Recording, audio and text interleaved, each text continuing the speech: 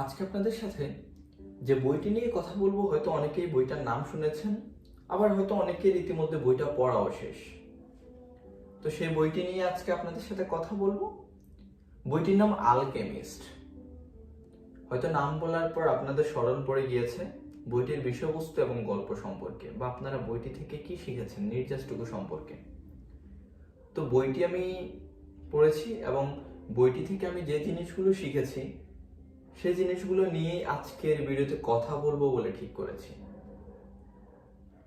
তো বইটি পড়ে প্রথম দিকে আমি যেটা খেয়াল করছি, বইয়ের মধ্যে যে জিনিসটা থাকে যে প্রত্যেকের এক একটা করে স্বপ্ন থাকে, কিন্তু এই স্বপ্ন বাস্তবায়ন করার যে শক্তি, সাহস, সেটা প্রত্যেকের থাকে না।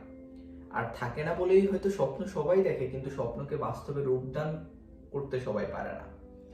আর এটি সান্তিয়াগো এমনভাবে বর্ণনা করেছেন যে সে যখন তার লক্ষ্যে পৌঁছানোর জন্য একটি কাচের দোকানে চাকরি নেয়, সেখানের যে মালিক তার ইচ্ছে হজ করতে যাবে, কিন্তু তার দোকানের যাবতীয় দায়িত্ব এবং সবকিছু সে কার কাছে দিয়ে যাবে, বা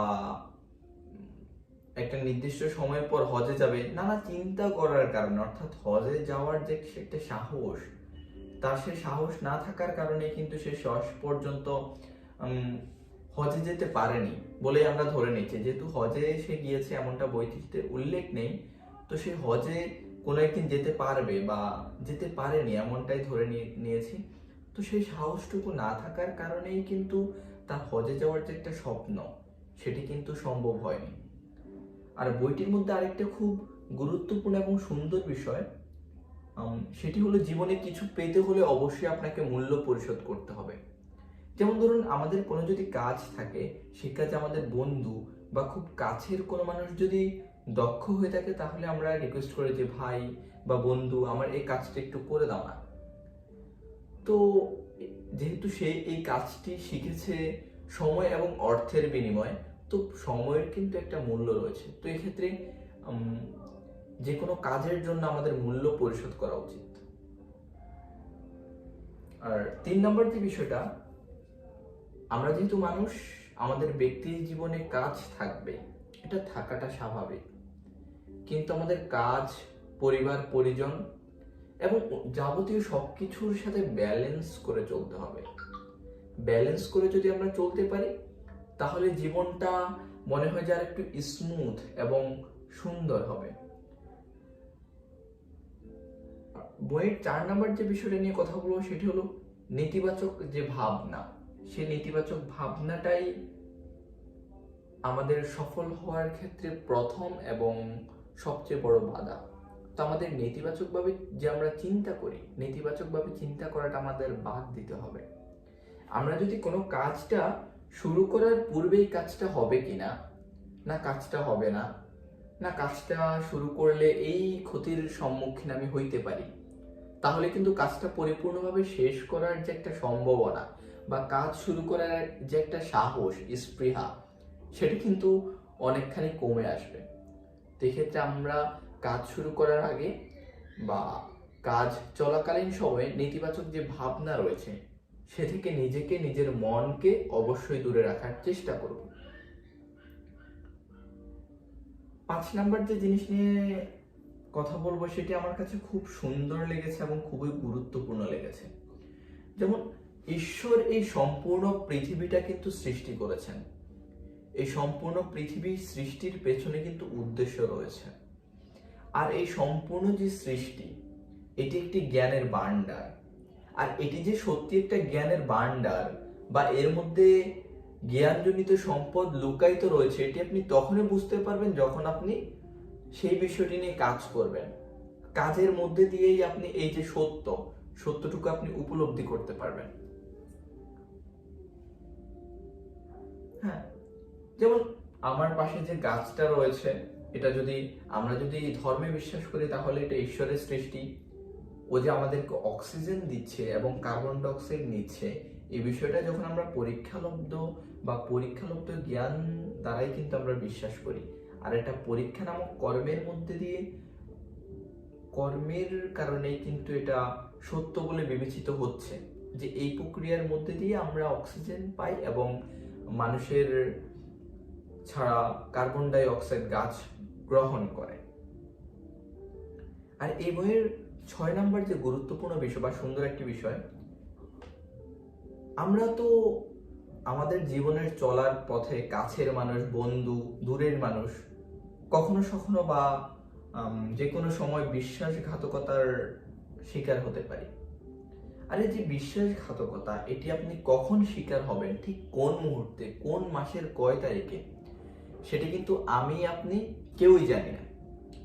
তো এই যে বিশ্বাসঘাতকতা, এটি কিন্তু আপনার একটা অপ্রত্যাশিত আঘাত। এটি কখন আসবে, কার মাধ্যমে আসবে, আপনি সেটা বুঝতে পারবেন না। এটি পুরোটাই অপ্রত্যাশিত। কিন্তু আপনি এই বিশ্বাসঘাতকতার শিকার হবেন কারের কাছ থেকে? অবশ্যই অন্য কোনো মানুষের কাছ থেকে। সে আপনার যেই হোক না কেন, কাছের বন্ধু, ভাই, অন্য যে কোনো একটা মানুষের কাছ থেকে আপনি বিশ্বাসঘাতকতার শিকার হতে পারেন। কিন্তু আমাদের প্রত্যেকের ভিতরে যে একটা হৃদয় রয়েছে, একটা মন রয়েছে, যে একটা ইচ্ছা রয়েছে, মনের যে ডাক রয়েছে, আমরা যদি সেই ডাকটাকে বুঝতে পারি, শুনতে পারি এবং সে অনুযায়ী যদি আমরা কাজ করি, তাহলে কিন্তু বিশ্বাসঘাতকতার করার কোনো যুক্তি থাকছে না। বা মনের ডাক শুনলে কিন্তু মন কখনো বিশ্বাসঘাতকতা করে না। তো আমাদের মন যখন যা চাইছে, যখন যা করতে চাইছে, সেটা যদি, তার পেছনে যদি অবশ্যই ভালো কোনো উদ্দেশ্য থাকে, তাহলে অবশ্যই সেই ডাকে আমাদের সাড়া দেওয়া উচিত বলে আমি মনে করি। এবং দ্য আলকেমিস্ট বইটাতে কিন্তু তাই লেখা আছে, এবং পুরো গল্পটা কিন্তু বা পুরো বইটাই এই কেন্দ্রিক লেখা হয়েছে। 7 নম্বর যে বিষয়, চোখের মধ্যে আত্মার শক্তি পাওয়া যায়। আপনি যখন কথা বলছেন তখন কিভাবে বলছেন, আপনার সামনে যে আপনার লিসেনার, আপনি তাকে কতটুকু আকৃষ্ট করতে পারছেন, সেটি কিন্তু আপনার বলার ভঙ্গি এবং তাকানোর ভঙ্গি ঠিক করে দিবে। আমার এখন স্পষ্ট মনে আছে, আমি যখন জগন্নাথ বিশ্ববিদ্যালয়ের ফিল্ম অ্যান্ড টেলিভিশন ডিপার্টমেন্টের ভাইবা দিতে গিয়েছিলাম, তো আমাকে জিজ্ঞেস করা হয়েছিল যে আপনি কেন ফিল্ম নিয়ে পড়তে চান এবং কেনই বা জগন্নাথ ইউনিভার্সিটি ফিল্ম নিয়ে পড়তে চান। তো আমার এখন স্পষ্ট মনে আছে, আমি যখন উত্তরটা দিয়েছি, উত্তরটা দেওয়ার শুরু থেকে শেষ পর্যন্ত ফিল্ম ডিপার্টমেন্টের চেয়ারম্যান আমার কথাই শুনেছেন, এবং তার যে চেয়ার রাখা ছিল তিনি হেলান দিয়ে মাথার পেছনে হাত দিয়ে আমার পুরো কথাটা শুনেছেন। এবং আমি ফিল্ম ডিপার্টমেন্টে পড়ার জন্য মনোনীত হয়েছিলাম। তো হয়তো এটা সম্ভব হয়েছিল, আমার মন কি চেয়েছিল সেটি আমার কথা দ্বারা এবং আমার চোখ দ্বারা তাদের বোঝাতে পেরেছি বলেই হয়তো ওনারা আমাকে পড়ার সুযোগটুকু দিয়েছিল।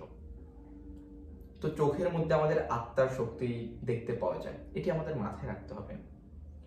আর 8 নাম্বার যে বিষয়টা, ব্যর্থতার ভয় স্বপ্নকে সত্যি করা থেকে আমাদের দূরে সরিয়ে দেয়। এটা মূলত 4 নাম্বার পয়েন্টের কাছাকাছি বা একই বলা যায়। যেমন নেতিবাচক ভাবনা বাদ দেওয়াই সফলতার প্রথম ধাপ বা সূত্র। তো আপনারা এই বিষয়টা বুঝে নিয়েছেন। 9 নাম্বার যে বিষয়টা, ভালোবাসা কাউকে তার লক্ষ্য বা অভিষ্ট থেকে দূরে সরাতে পারে না। আমি এটা সত্য মনে করি, কিন্তু এটা হয়তো এক একজনের ক্ষেত্রে এক এক রকম হতে পারে। কেউ মনে করে হয়তো ভালোবাসা মানুষকে পেছন দিকে নিয়ে যায়, জীবনের দৌড়ে টেনে পেছনে নিয়ে আসে। কিন্তু আমি মনে করি ভালোবাসা আসলে মানুষের যে জীবনযাত্রা, এই জীবনযাত্রাকে আর একটু স্মুথ করতে, আর একটু সুন্দর করতে সাহায্য করে। তো এটা সবাই সবার মতো করেই যেটা বিশ্বাস করেন সেটাই, এখানে আমি কারো বিশ্বাসে হাত দিতে চাচ্ছি না। আর আলকেমিস্ট বই নিয়ে সর্বশেষ যে কথা, সেটি হলো, এটি খুবই সুন্দর কথা। সেটি হলো, এই আকাশ মানে এই বিশ্ব ব্রহ্মাণ্ডের এই যে গোলাকার পৃথিবী, এই পৃথিবীর ভিতরে আপনি যা করবেন, আপনার জন্ম থেকে মৃত্যু লগ্ন পর্যন্ত যে সময়টাতে আপনি বেঁচে থাকবেন, এই সময় যতগুলো কাজ করবেন, আপনার হাত দ্বারা, মুখ দ্বারা, হৃদয় দ্বারা, চোখ দ্বারা, আপনি যত রকম কর্মকাণ্ডের সাথে নিজেকে জড়িয়ে রাখবেন বা জড়িত থাকবেন, সে সব কিছুর জন্য আপনাকে ফল ভোগ করা লাগবে। আপনি আজকে অন্যায়ভাবে কাউকে খুন করেছেন, তো কালকে হয়তো অন্যায়ভাবে অন্য কেউ আপনাকে খুন করবে। আপনি অন্যায়ভাবে আজকে কারো ক্ষতি করেছেন, তো তো কালকে যে কোনো সময় যে কারো হাত দ্বারা অন্যায়ভাবে আপনার ক্ষতি হতে পারে। তো এই পৃথিবীর নিচে আমরা যাই কিছু করি না কেন, আমাদের সব কর্মের কিন্তু ফলটা ভোগ করা লাগবে। হ্যাঁ, এটি খুবই সত্য এবং সুন্দর কথা। আর ধর্মে যারা বিশ্বাসী, ধর্মের মধ্যেও এমন কথাই বলা আছে যে আপনার যত কৃতকর্ম রয়েছে সেটির হিসাব কিন্তু আপনাকে পৃথিবীতে যেমন দিতে হবে এবং মৃত্যুর পরবর্তী সময়ে আপনাকে তার হিসেব দিতে হবে। তো আমার কাছে সর্বশেষ যে কথাটা, এটি খুবই সত্য, সুন্দর, নিষ্পাপ লেগেছে যে আকাশের নিচে কটা সব কর্মের পরিমাণ আপনাকে ভোগ করতে হবে আর কি। যা করেছেন ভালো করলে ভালো পাবেন শেষ পর্যন্ত, আর যদি খারাপ করেন তার ফল খারাপ হবে। আপনি পড়াশোনা না করলে পরীক্ষার ফল খারাপ হবে, পড়াশোনা করলেও পরীক্ষার ফল ভালো হবে, জীবনে উন্নতি হবে, আপনি জীবনে দৌড়ে আগাই যাবেন। হ্যাঁ, এমনটাই।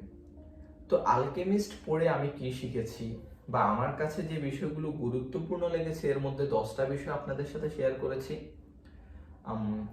তো এই বিষয়গুলোকে যদি আপনি আরেকটু ভালোভাবে উপলব্ধি করতে চান, বুঝতে চান, তাহলে আপনি কিন্তু আলকেমিস্ট বইটা পড়ে নিতে পারেন। আর পড়ে নিলেই আমি মনে করি যে আপনার জন্য মঙ্গলময় হবে, বিকজ পড়ার মধ্যে দিয়েই কিন্তু আপনি বইয়ের গল্প, সত্য এবং আমি যে 10টা কথা বলেছি, 10টা পয়েন্ট আপনাদেরকে বলেছি, এটি আপনি আরো ভালো করে উপলব্ধি করতে পারবেন। হ্যাঁ, তো আশা রাখছি পড়বেন। আর পড়ার পর আপনার কেমন লেগেছে আপনি কি চাইলেই এই ভিডিওর কমেন্টে বা ইনবক্সে জানাতে পারেন। ধন্যবাদ সবাইকে।